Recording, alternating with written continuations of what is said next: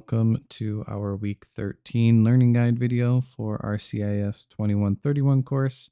For this week, be sure to read through the syllabus carefully and to read the appropriate chapters based on the syllabus and watch any video lectures that I've posted a link to.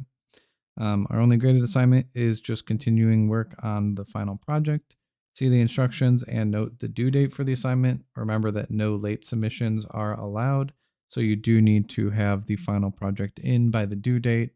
If anything comes up, please email me and I will see what I can do to help. But again, the final project needs to be turned in by the due date.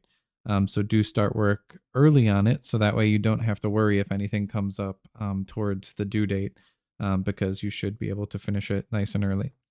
So just under week 13 here, right, I have a link to the textbook, the lecture and slides, and then work on the final project. And there is this end of semester survey that you can do. It is anonymous, and it basically is just a really helpful way to get feedback about the course and everything.